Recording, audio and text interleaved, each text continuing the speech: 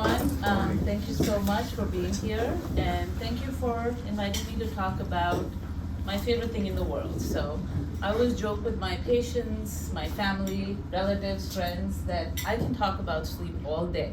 I can even talk about sleep in my sleep. So hopefully I won't bore you or put you to sleep this morning. But yeah, for those of you that might not know me, I've been here for about 10 years. And it's true what they say, time does fly when you're having fun.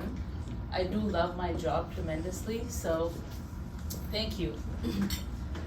Alrighty, so I kind of came up with a few questions and kind of some facts that blow my mind about sleep, still learning every single day. And these are the questions I get asked a lot.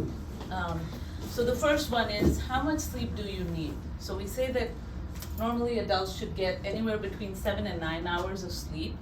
And what's really interesting is that this is a U-shaped curve, which means that if you get less than 7 hours, or if you get more than 9 hours, both are bad and lead to chronic problems as well as increased mortality. It is also a myth that older adults need less sleep than kids. So I know my graph is slightly wrong, but for the most part, as you're a baby, you need a lot more sleep. And then as you grow up, it's about 7 to 9 hours. Older adults still need about 7 to 9 hours, but their sleep does end up getting more fragmented. So that's something we try to take care of. The most interesting question to me about sleep is, why do we sleep?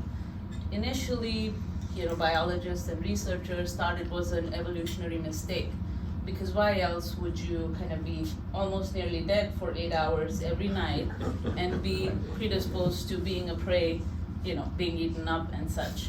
But then as we learned more and more about it and as society progressed, we realized that it is essential for survival. It is a big element of all the repair, restoration, healing, and maintenance that happens, not only in our bodies, but also in our brain. So it's very, very healthy to get, that normal amount of sleep. And then I know this is kind of worded weirdly, but the how, why, how, again. But how do we sleep? Now, it's interesting, how we sleep is determined by our circadian rhythms. Circadian rhythms are essentially, our body clock doing the same thing over and over again. And this is kind of determined by three things. The first one is sunlight, and that is a big one because we're all creatures of the light. So we follow the sun and we follow the light. The second one is melatonin. The third one is body temperature. So as these things change over the day, it makes us more or less sleepy, depending. There's a fourth one that's not there in this graph, and that one is social, which means essentially determined by our societal norms and such. So why am I telling you about all this? Because I want to talk to you about this biphasic sleep pattern, which is very interesting. In pre-industrial societies, they came up with this thing called the biphasic sleep pattern. Some of this still persists in our, everyday lives, and now kind of leads to sleep problems. In this pattern, in the pre-industrial era, people would be exhausted from physical labor all day, and then they would kind of collapse between 9 or 10 p.m., and then they would sleep, and that sleep would be the exhausted sleep for about 2 hours. And then you get those 2 hours of sleep in, probably one cycle of REM, and then you feel much more restored. And now you get up and you do different things. You tend to your animals, you do chores for the day, you talk to people. Apparently you make babies because they mention that a lot. And then finally you go back to sleep around 1 o'clock, and then you rise up with the sun, and the cycle sort of continues. So this is more tidbits on sleep, right? The post-lunch dip is a big one. This leads to a lot of interaction between economy and biology. So you might have heard all these big companies, Google, Amazon, they're always talking about making their employees more efficient. And part of that is kind of trying to counter the post-lunch dip. And maybe the best way to do that is to allow them to nap. And once they nap, they become a lot more efficient. So this post-lunch dip typically happens about 7 hours after you wake up. So bang in the middle of your workday. The second point sort of breaks my heart a little bit because I'm not a morning person, and thank you for again attending this session early in the morning. But yeah, morning people are much more likely to be successful, much less depressed, and honestly, they actually live longer and happier. So try to be a morning person, but you really can't change. It's something you're born with, it's innate. So if you're a morning person, you're a morning person. If you're an evening person, you're an evening person. The next one is something I find that a lot of my patients and family and people just don't know about, and that's the Monday blues, right? The Monday blues are basically a form of social jet lag because typically people will work from Monday to Friday, and then Friday ends up being the day to relax, and Saturday ends up being the day to relax. So what happens then? They'll delay their bedtime. Once they start to delay their bedtime, they'll sort of make up sometimes by taking that nap on Sunday. Let me tell you folks, that nap on Sunday is deadly because it really messes up your schedule for the rest of the week. Because what happens Monday morning? Now you're waking up at 6 or 7 in the morning, your normal work hours, and that time it's actually 3 or 4 in the morning for your body or for your brain. So you're very sleepy on Monday, and that's part of the Monday blues, really. So I like to call it the social jet lag. According to the CDC, more than 30% of adults over 18 and 72% of high school students get insufficient sleep on a regular basis. And again, I would put this in the category of it breaks my heart, because these high school kids with developing brains or changing brains, they're the ones that need sleep the most, and we kind of take that away from them. One of the jokes in sleep medicine is that if you ever want to get a sleep doctor or a sleep researcher excited, you talk to them about daylight savings or the early school start times. Those things are killer. Now, they will, again, artificially induce more sleep deprivation in people than is necessary.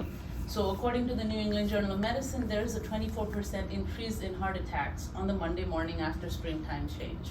So again, we took this population, we're already sleep deprived, we already have sleep problems, and here it is, you induce more problems in them. It's one of those things where the scientists keep telling us, hey, this is wrong, change it, and we keep still doing it anyway, just because it's so hard to do. Early school times, again, big deal for these developing brains.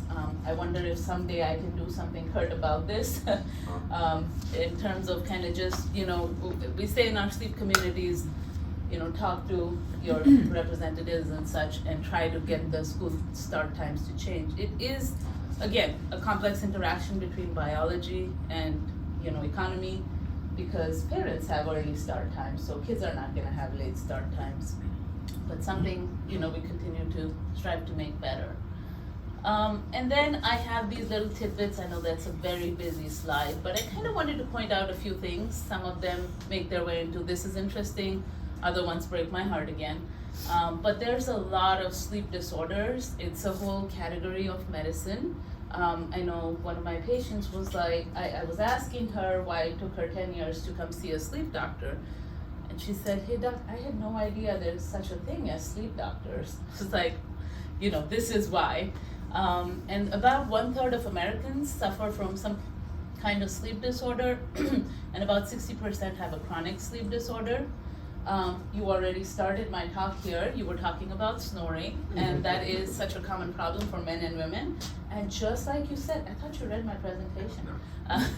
But yeah, it's not just the sufferer or the patient, it's also their spouse. And if you have a partner that snores, you lose an average of about 1 hour of sleep per night, and you get woken up about 20 times per hour.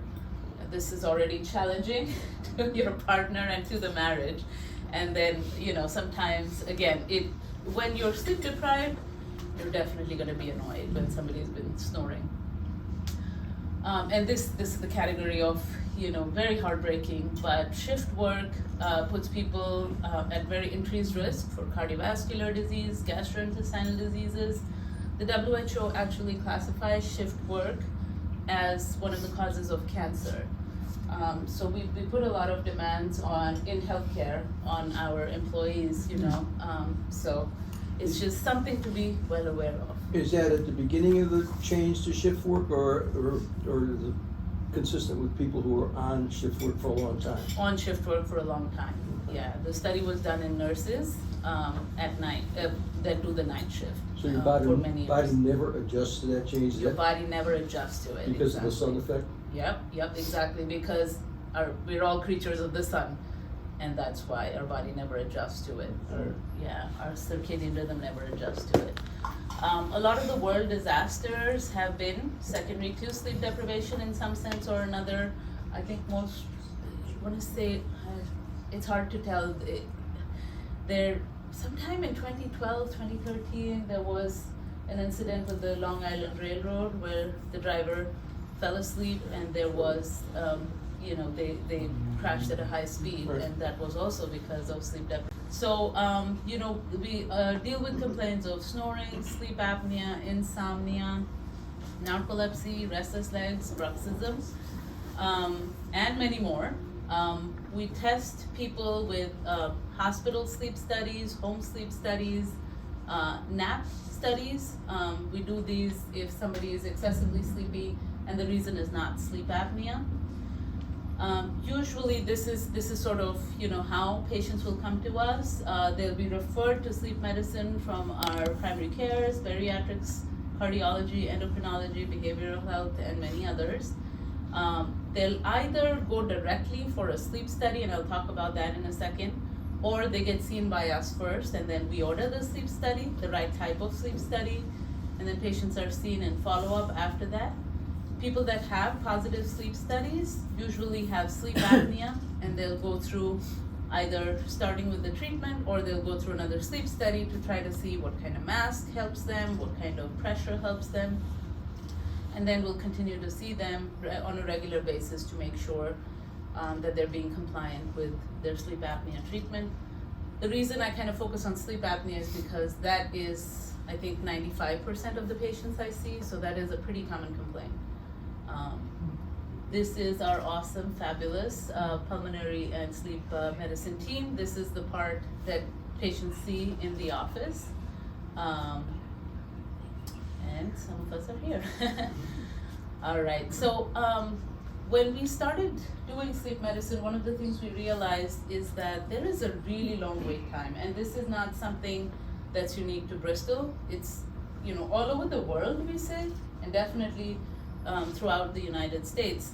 The time it takes for a patient to mention that they snore till the time they get to see a doctor, get the sleep study, get their treatment for sleep apnea, it can be 3 months, it can be 6 months, it can be a year at times at the VA. So we started working on how can we shorten this time. And so, we went on and we did a bunch of presentations to the primary care, bariatrics, cardiology, and that helped educate the whole community of doctors about screening for this common diagnosis, very common health problem of sleep apnea, what kind of sleep studies they should get, and what kind of documentation they require to obtain the insurance authorization for the type of sleep study they need. And so this has really helped because now the patients get diagnosed in a timely manner and they can start treatment much sooner. So this is just an overview of our home sleep test versus hospital sleep tests. And these are all the doctors or the APPs that have been ordering home sleep tests. And I don't have a before and after pie chart here, but I just want you guys to look at how many different providers are now being able to screen their patients for sleep apnea already. So that definitely helps us getting to these patients sooner. So our Bristol Hospital Sleep Center, one of a kind, unique. It's been accredited. Apparently Kurt was the first patient. I did not know this. But we've had ASM accreditation since 2012. We have, it's a cycle that renews every 10 years. So we got the accreditation, now they just have a walkthrough coming up. So that's some interesting times. We talked about the different types of sleep studies. I won't bore you with those. This is what most of my patients think of when they think, oh my God, I'm gonna need the sleep test to appease my wife. And they picture this. And yes, this is a very sort of intense, it has a lot of detail type of sleep study. So believe it or not, people are actually able to fall asleep and stay asleep enough for me to be able to diagnose their problems. This is sort of our sleep lab, 2-bedded facility. We have nice little mattresses, private bathrooms, personal thermostat, which the patients are not allowed to touch because it needs to stay at that 68 degrees where it's comfortable. Plus, if they increase it a lot, they sometimes sweat, and that affects our sleep studies because we have electrodes up on the head. Flat screen TVs, recliners, I already mentioned private bathrooms. One thing we do not have is showers, and we do not want them because there's this glue that goes in the head, and people will then take really long showers, and we need to get them out by a certain time so that, because sleep lab works at night. Not during the day.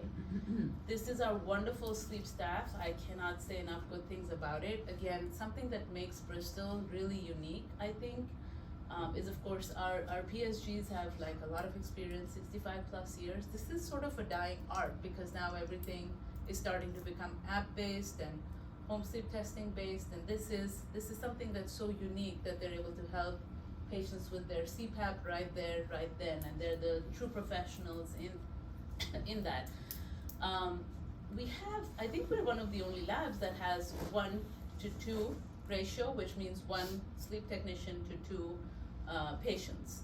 And that is pretty unique. All of our sleep staff is certified RPSGT, which is registered polysomnographers. And again, not a lot of labs have that. So we have this unique, awesome skill set here. It has been really difficult to hire for this position. All of them in this picture, they sort of all come from Massachusetts. Danielle, our lead sleep tech, she comes from Massachusetts, and I can't get her to move, but yeah. There's no training schools in Connecticut for our PSGTs, so a lot of them just kind of work and live in Massachusetts. There's a high demand in this competitive market, and then we have a unicorn right here sitting with us. They're sleep technicians that can actually score sleep studies, so they can do 2 things, and that's only Danielle. I have not been able to find anybody else who can do those 2 things together. When you go back to this slide before. Yeah. So what I realized about that room, they, as part of the construction of that room, Right. the drywall is special drywall, so it's a sound insulating drywall. And the curtains, when they go down there, there's no light whatsoever coming in there. So when I went in and I actually slept in it for a week when that snowstorm happened, all the power went out in Bristol. I was on call that week. You can't hear a thing in that room. It is deafening, quiet, and it is completely dark. So it's a lot easier to fall asleep in there. So it doesn't surprise me that you get most people to fall asleep. You can have a lot of stuff on your head, but there's nothing else to do. I mean, there's no input from anywhere. It's just like, okay. And I have to tell you, all the sleep labs that I've been to or worked at or trained at, you kind of enter the sleep lab, you start to feel a little sleepy. Is that right? Yeah, because the environment is just perfect and totally conducive to sleep. But you do have TVs in there. We do. It's unfortunate. If we didn't have TVs, we'd lose a lot of patients. And for some reason, our TVs don't have Fox News. Is that still a problem? We haven't had any issues lately, but yeah, we've had someone leave because we didn't have Fox News. Got ESPN? Do we? I don't think the hospital does. Yeah. You can't watch the Yankees. But we have a good internet connection, so. Yes. But again, you're here for sleeping, so yeah. So you regulate that, and because you have restrictions about blue light, so how do you regulate that with the Yeah, TV? so this is sort of a real world scenario, and yeah, we cannot, because patients have very strong feelings. They feel that I've been doing this for all of my life. You can't tell me that I cannot touch my phone or I cannot, have the TV on, because that helps me fall asleep. So again, we can just guide them to do the right thing, and what they pick is up to them. I don't remember the TV being in there when I was in there. Really?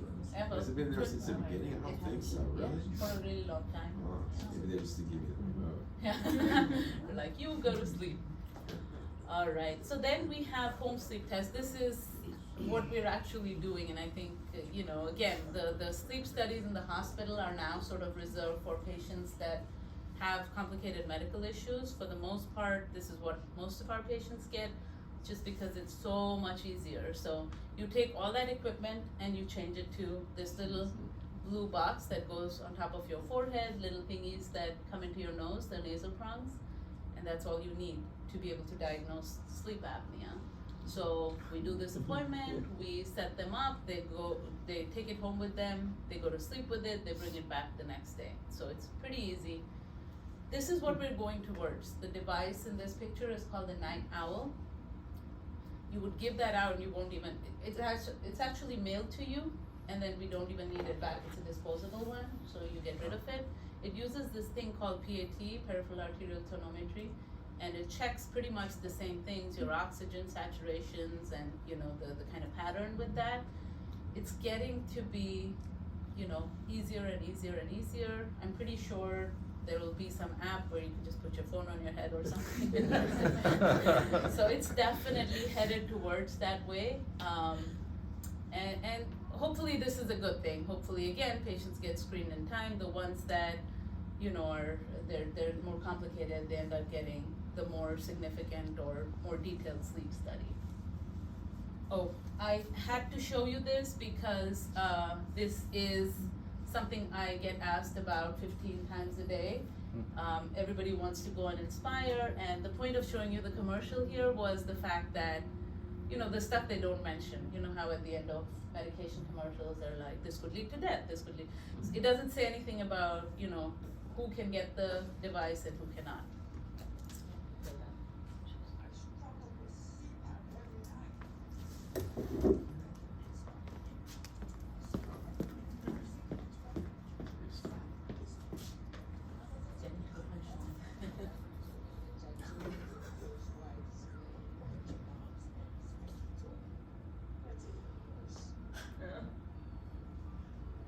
Where's it come?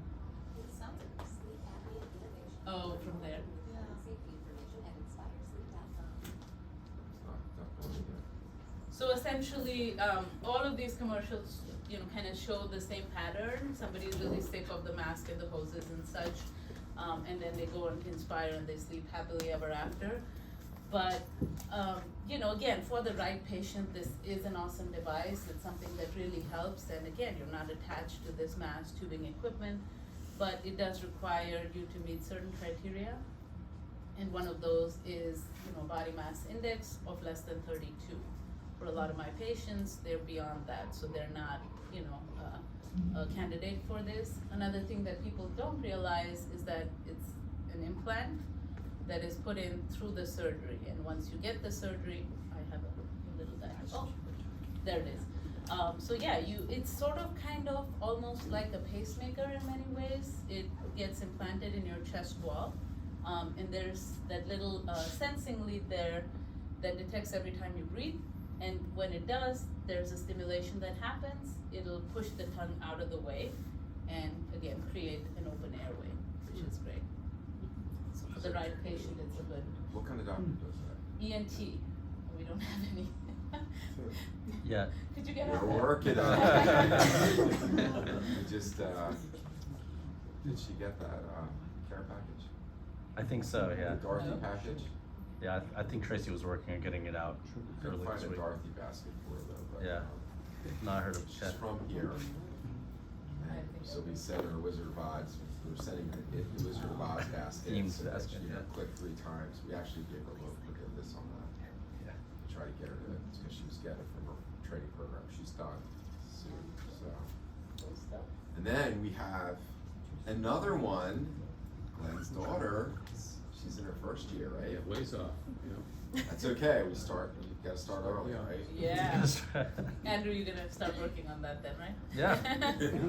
But I think, talk later. Kylie has done, I think she said over 100 of these things that I've trained. Really? Yeah, cause I texted her the first time I saw it, and she had just done it. Oh, I'm so impressed to That hear was that years ago. because up until now, again, it started in 2012, took off in a big way in 2016, 17, 18, and then again there was a pandemic. After the pandemic again it started, but for now you have to be a specially trained ENT. Yeah, I've But done so I'm many. happy I to think- hear that it's changing. I think she's done, I forget the number, it's over 100. So she'd be, it would be credentials to the volume. Yeah, that's pretty amazing. All right, any other questions? Great, I'll hand over to Danielle. I'm Daniela Chance, I'm the sleep coordinator. I'm a recovering third shifter. I did 13 years third shift at Bay State in Springfield. Happy to say I'm now a morning person after being here for 5 years. I'm going to share some in-lab sleep study volume data with everyone here, also home sleep study volume data.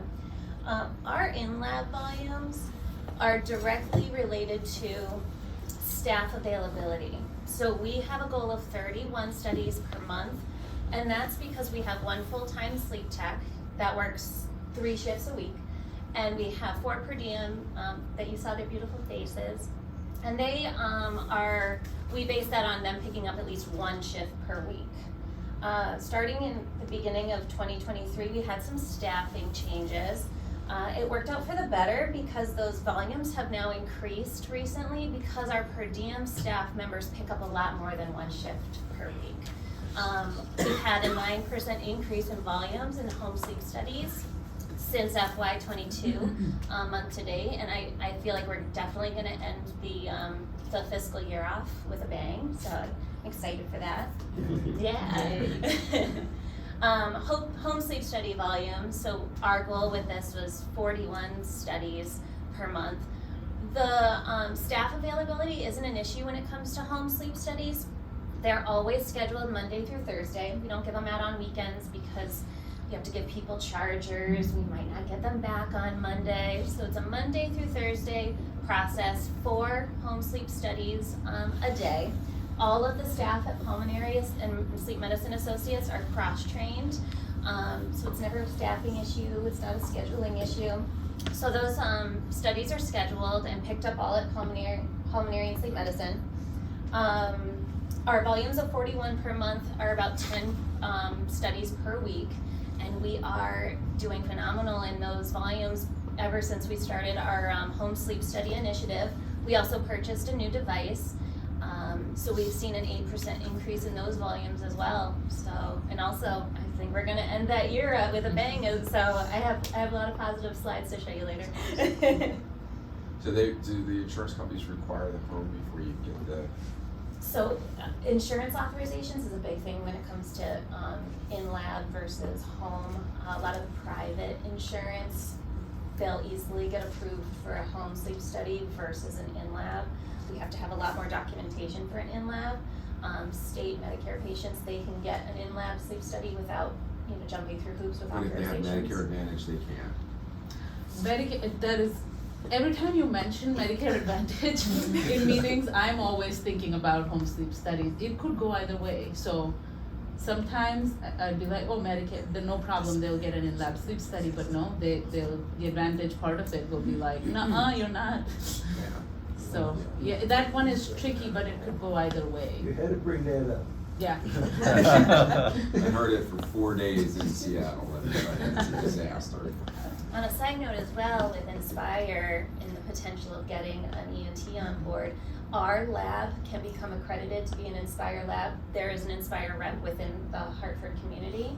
They come, they train the techs. I actually have Hear that, Andrew? I have 2 per diem techs that are already cross-trained for Inspire. Yeah, Massachusetts is on this stuff. We're gonna get on board. Because Yeah. right now we lose them they'll go to Hartford and then Yeah. they never come back because now they've got this. I'm gonna bring my practice manager Andrea up so we can talk some fun things about our staff. Andrea, I'm the practice manager, and I was joking with the team because they asked me to share some patient reviews, so I got the easiest part of the presentation because bragging about them isn't hard to do. So in the interest of time, I'm not going to read every single one of these, but I did want to shout out a few. So everyone is so nice here. They treat you with much respect. They care about their patients, and that truly makes a difference. The doctors, nurses, and office employees are all amazing. They saved my life when all my doctors were out of options. I highly recommend this place. The technician was very kind and attentive and listened and responded to all of my concerns and questions. And then I absolutely love my doctor, kind, compassionate, and knowledgeable. All of the best in one person. I appreciate her care. So true. Dr. Kumar's done a lot of community outreach. She's done multiple educational talks for Bristol health providers in various specialties regarding screening patients for sleep disorders and ordering sleep studies directly, thus improving overall access for our patients to sleep medicine services.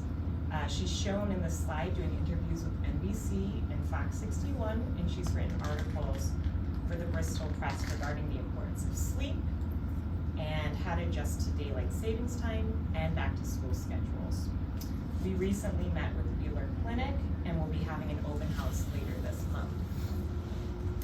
And then here, here are some links to those interviews and articles that I mentioned. And I'll share all these links out to all of you guys after the event as well, so you can peruse them at Talk to me your about own. the Wheeler Clinic. I'm curious, what is that?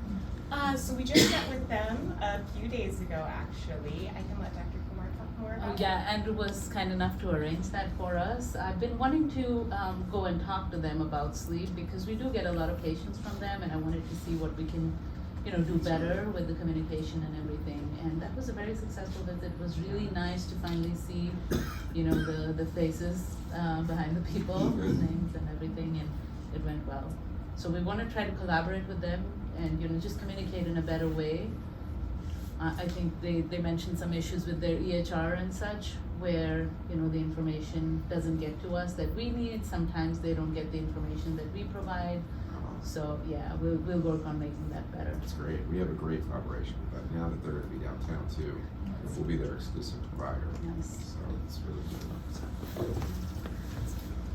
I think the last slide we just want to talk about, we have an open house coming up next week on Thursday, the 27th. We'd love to see everybody come. We're going to get it out to all of BH and BHMSG employees to come and see us. Dr. Kumar and I are going to be there, Andrea. We're going to... balloons, house quality, okay. There will be balloons, yes. We're going to show people what the rooms look like, what masks we have. There'll be an opportunity to book a consult appointment if you're interested. So it'll be great. I'll be there with my laptop, so if you want to make an appointment. Yeah. I'm with you now.